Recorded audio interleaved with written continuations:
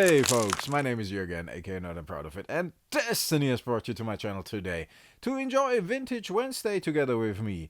Yes, no car today. I thought I appear on screen personally today. I have an Antiquities Artist Proof coming in, so there will be another Vintage Wednesday video looking at cards, looking at the Antiquities binder next week. But I wanted to talk to you the whole day, today about vintage cards in general. First of all, as you have noticed recently, I really rediscovered my love for vintage magic. I always have been loving vintage magic and I'm collecting vintage magic, but since I've added a few more cards to my unlimited set, which is I think now 10 cards from completion, 11 cards from completion, I really would like to finish the unlimited set. It was a bit more difficult before because I was a bit down, and we all have been down because of the MTG 30 situation, and vintage didn't recover afterwards. And in the end, you have to realize it's just up to you. Do you enjoy it? It's not you don't have to chase a thing because everybody else is chasing it. I mean, you can be the leader, you can be the one people follow. And even if that's not the case, you can be the one who enjoys it. And what I see on my channel in particular, it's not going crazy at the moment. The interaction is not super high. Not as high as it used to be when it was a little smaller, which is really weird, but it is what it is. But the people who are there, they are really into that kind of stuff. And I personally think that is, for me, a kind of super positive feedback. I love that. I'm collecting vintage because I like it. If it goes to zero, it goes to zero. I have said that often. It's about focus. It's about getting one card at a time. The cards are expensive. Same goes for Antiquities Artist Proofs. For me, the ones that are left probably will be unobtainable. It doesn't matter. I will try. And that's what it's about. Unlimited, I'm confident I can finish. I mean, probably shouldn't replace the beta time twister, which is in there as the only black bordered card in the unlimited set, with an unlimited one. But I think it's okay for me. That is kind of a story in itself. So I'm happy if I can get the last 10 cards and I got a full set, and I can look at all the art, and it's cool. And you know what? It only has to take a little spark, or there only needs to be a little spark to ignite. Oh, Jesus, what's happening today? To ignite the whole cardboard empire. That's not what I mean. Like, I hope not everything goes up in flame, but remember in like 2021, 2022, when I think it started like in 2018, 2019 already, when all the high-end reserve list cards went to the moon, and everybody was like buying them for absurd prices because it was the talk of the day. And again, I don't hope it will go there pretty soon because I want to get some more cards. But we old farts, we love that kind of stuff. And I see younger people that are into Magic the Gathering loving it as well. Loving it as well. And once they rediscover that love, or once somebody says in a local game store, I want to add a dual land to my commander deck, and everybody else does it, and the whole community does it, you see it. The dual lands are holding up very, very well. Try to get an unlimited dual land. The prices are between like $600-700 for excellent ones to near mint ones, up to like $1,500-1,800 for unlimited. Revised is a couple of $100 still. We're not going back to those cards being like $25. I remember those days. I remember when I traded dual lands like in bulk because I had so many. because they weren't worth anything. I went to school and kids wanted to have like a Shivan dragon, and they gave me like 4 dual lands for it. That's what we traded, because it's only lands. We got plenty of lands, but a Shivan dragon, a force of nature, even a crawl worm, that was something impressive. Dual lands were not. So I had piles of dual lands, and I remember there were times when I traded 15 to 20 dual lands for a Mox. That was a fair trade. Or I traded a Mox and 15 dual lands for Black Lotus. That were the trades that were made back then. And look at the dual lands, how they hold up since they went up to those heights. They're still super expensive, and they won't get cheaper. So I'm happy I got mine out of the way. I even got some extras to spare for a couple of decks. Not a lot. I think I got a playset of all of them in revised, and maybe like 2 extra Underground Seas or something, and 1 extra Taiga or something like that. Not quite sure. I have to look it up. Got a big box. They're all in one big box. It's like a dual land box. It's a pretty expensive box, thinking of it. And that's only the revised. I mean, the unlimited ones are in the binder. I'm still trying to find an unlimited volcanic island for my unlimited set for under like $1,200 if it's in like nice condition. So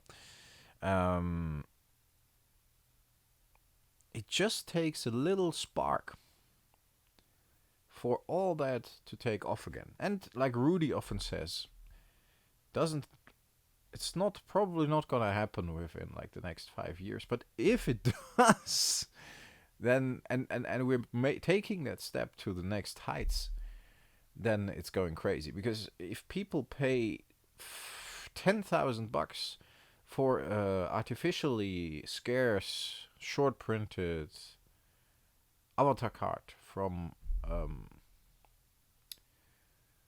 a collector booster box, then why shouldn't they pay $5,000 for an unlimited time twister they need for their commander deck? I mean, those people can buy that as well, and they probably have, and they're looking for something new. And I don't say the avatar card is not worth it, because it's scarce, and if it stays scarce, it's fair. It's like with the One Ring. It's the only one out there. So Post Malone pays $2.5 million, and if he can, why not? If that's what makes him happy, and if that's what he collects, like very unique Magic the Gathering cards, super cool. And it can be newer cards as well, and I actually like it that it's newer cards as well. Because new collectors, if they open a collector box of Avatar or even Spider-Man, and they pull like an Infinity Stone, the Soul Stone in a super, super cool like version, I think, I'm not even sure how many there have been found. Despite everybody hating Spider-Man, it's like, what was it the last time I looked? 20,000, maybe even $50,000. I'm not sure. It was an absurd number. So money can be spent on this. And that goes for vintage as well. Because if you look at the cards, there's no Mox out there, except for maybe Pearl, but even that one in good condition, for under $3,000. That used to be $1,500, $2,000 after the 30th anniversary disaster. Remember? Like, the price has dropped immensely, but not anymore.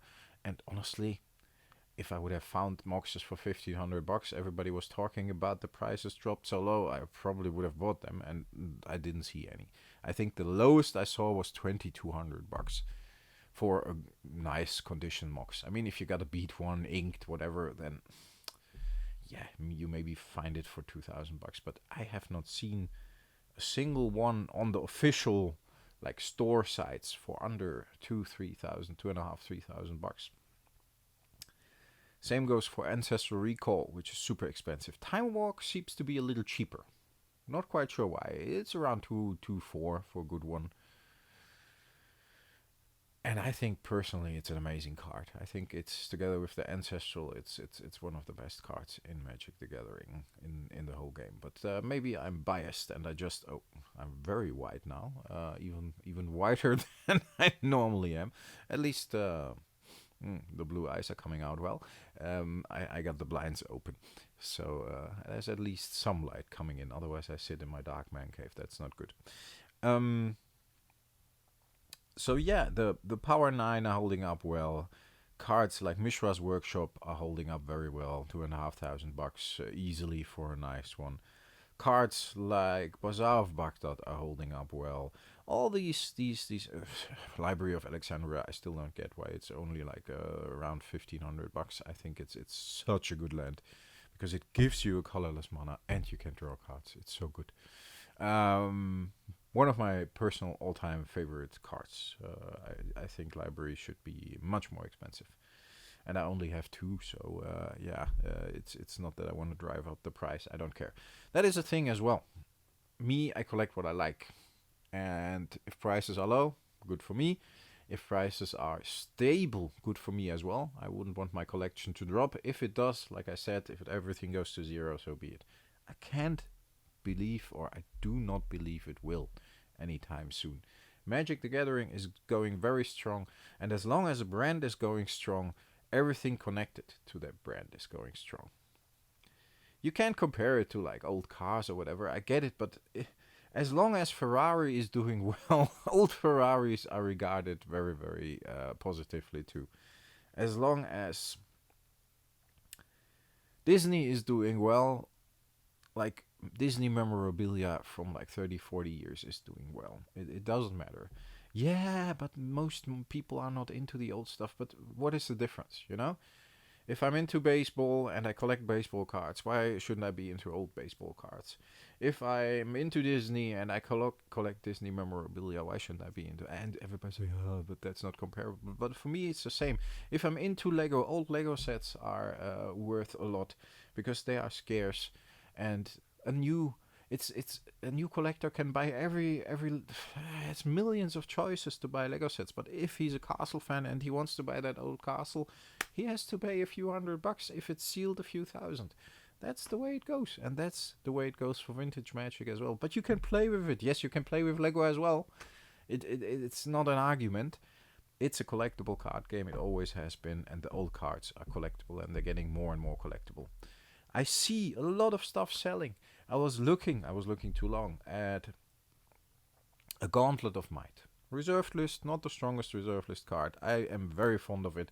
I only got one unlimited Gauntlet. I was looking at an alpha one. Good condition, not perfect, definitely somewhere around the edges. I think it was like $1,500 or something for an alpha rare. It's okay. It's a reserved list card. It's an iconic card. To me personally, I played with that card. Not with the alpha one, but with the unlimited ones. And I didn't buy it. And now I'm sorry, because somebody else bought it. These cards still sell. Moxes still sell. Black Lotus still sells. Power 9 sells. Dual lands. Every dual land sells. And maybe not in numbers as thousands and thousands, but what do you expect?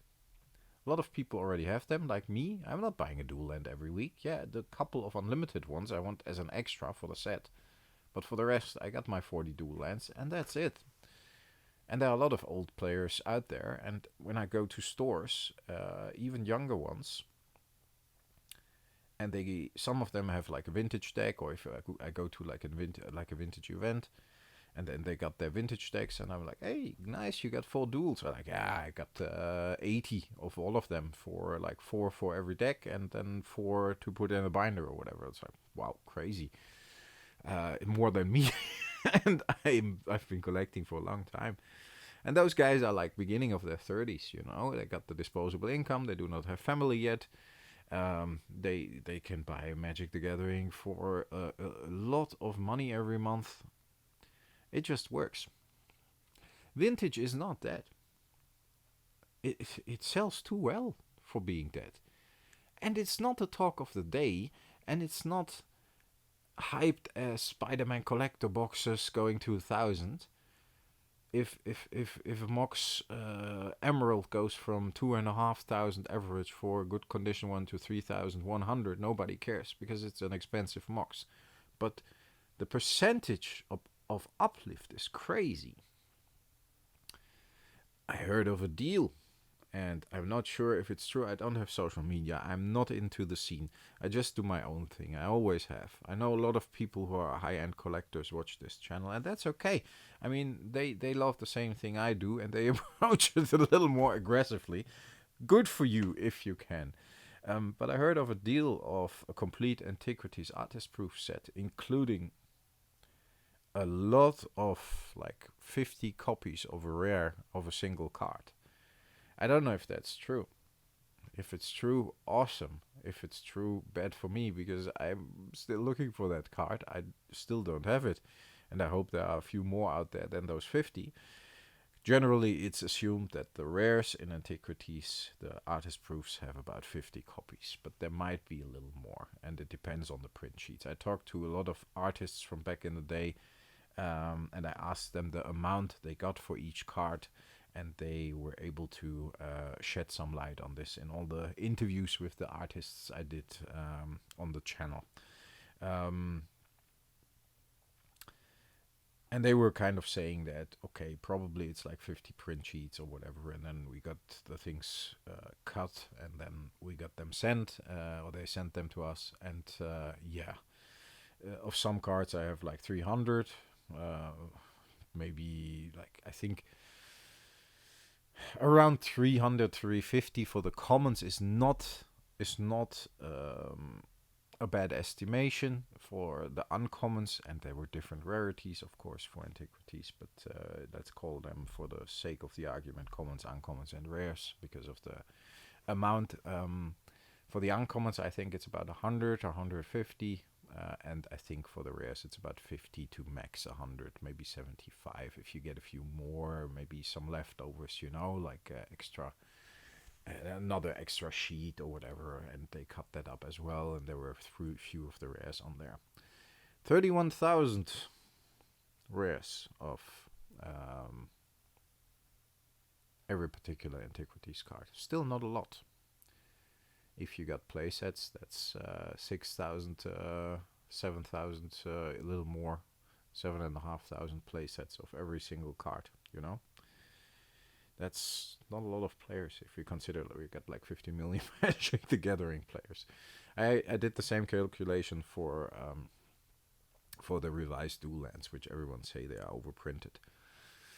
I have to look up the video, but I was assuming the print run to be a certain number, which is based on the numbers previously published, and the numbers people like Peter Atkinson and other people from Wizards of the Coast confirmed, and I did an estimation around those numbers, even took a little bit of a higher number, and then you get to like 250,000 of every revised rare.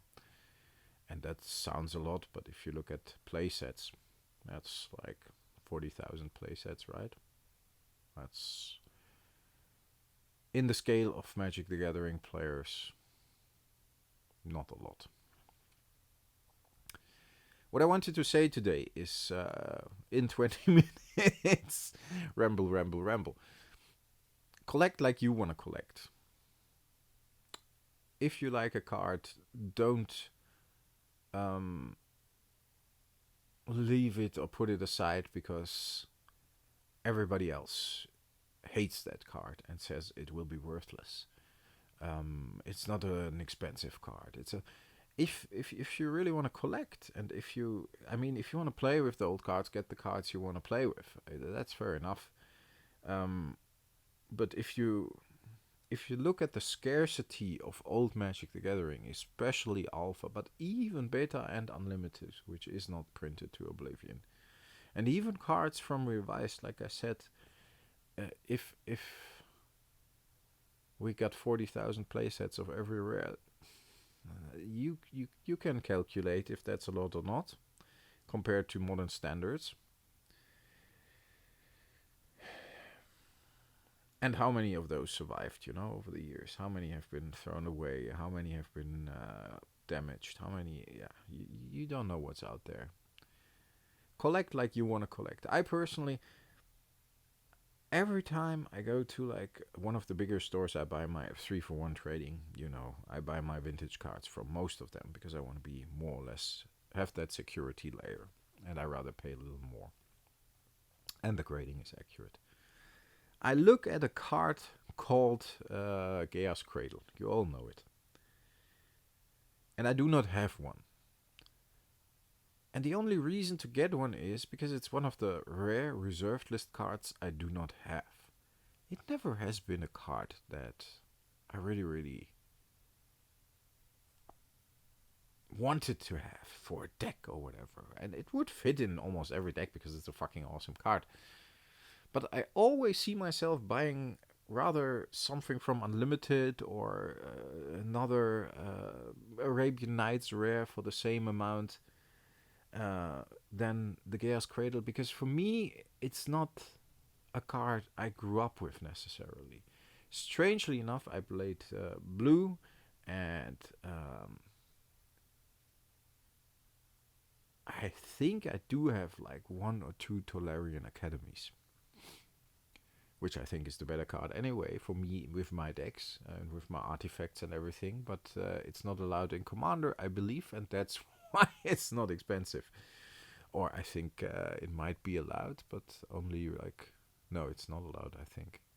But Chaos Cradle is. And Sarah's Sanctum, I'm not sure, that's the white one. I really like that one as well. I got like 2 of those as well. But I never bothered to get the Cradle because I wasn't a green player and I was a creature player. So for me that wasn't... And of course it would be awesome to have a Cradle in the collection, and I always like, yeah, I need to get that card, and then I put my priorities elsewhere on the older stuff because I like that more. Doesn't mean I wouldn't get a Cradle for a good price or whatever eventually, but you know what I mean? Collect like you want to collect. I rather get an unlimited dual land instead of a Cradle, because for me personally that's more fun. And then everybody says, yeah, but the Cradle, it's gonna go to $2,000 because it's allowed in Commander and it's one of the best lands. Yeah, I don't care. It is what it is. You can't have everything. So I have... Nobody's watching this shit, right? I mean, more than 20 minutes. It's okay. Sometimes we have to have these rambles. And I'm in the ramble mood at the moment, as you might have noticed from the sorcery videos.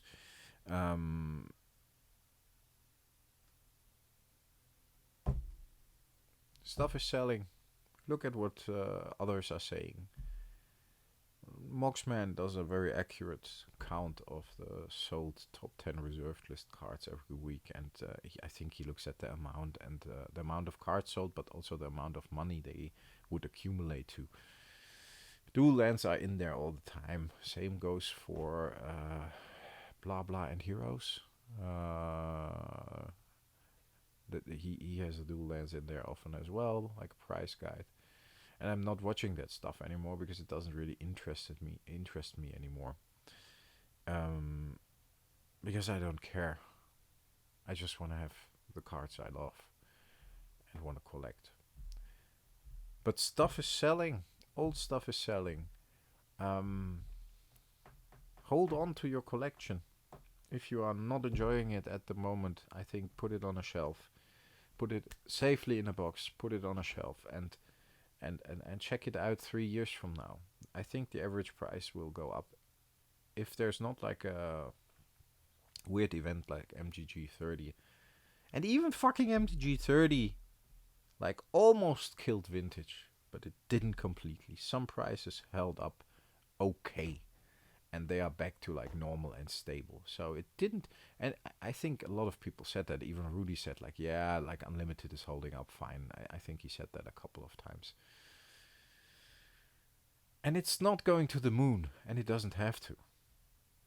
How much room is there for €1,000, $1,000 unlimited dual land? Should it be 2,000, 3,000? It will eventually maybe be that. Especially if you look at the prices of scarce cards that came out recently. But the collector market especially, like with the Moxes and the Power 9 and cards like the Library and the Bazaar and the Mishra's Workshop, there are not like millions of vintage players that build a vintage deck because it's simply too expensive. And there are not millions of collectors, but there are. And even if there are only a few thousand, it's enough. It's enough for these cards to move because there are not a lot on the market at any given time. There are not 20,000 moxes on the market you can buy. Maybe like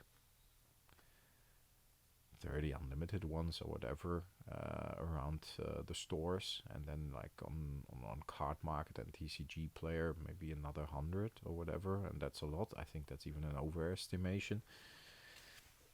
You can't buy that stuff readily. I'm gonna keep it to this for today, folks. Hit the like button, hit the subscribe button if you are not subscribed yet. It would really help if you liked the video, of course. It was a very slow and very rambly video today. I know it's not the most attractive video for people. It is what it is. It's the way I do things, and I'm not planning to change. I'm not planning to make hype videos just to attract viewers and subscribers. The ones that are here are cherished, and I love you all. And I appreciate the continuous support. Some of you have been with me for years. Some Patreons have been with me for years. Some YouTube channel members have been with me for years.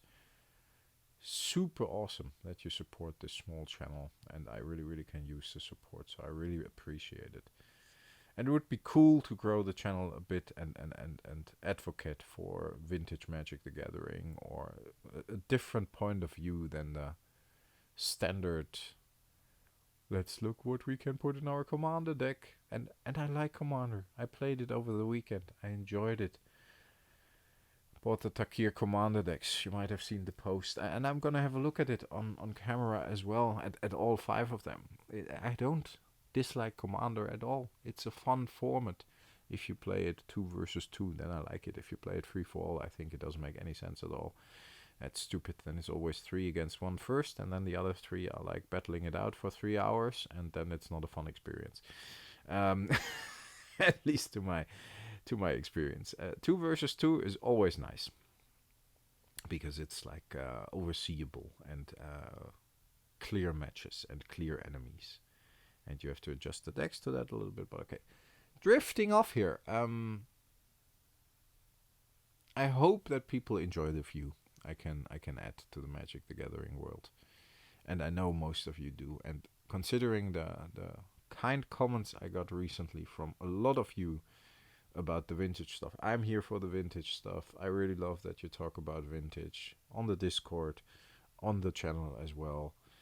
That keeps me going. I appreciate that. Leave Yoda in the comments. Then hey, we support Yoda because Yoda is a good guy and loves Magic the Gathering.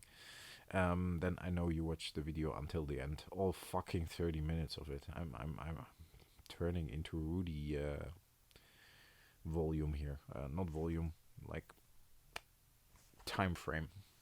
Normally I like to keep it to 10-15 minutes, but sometimes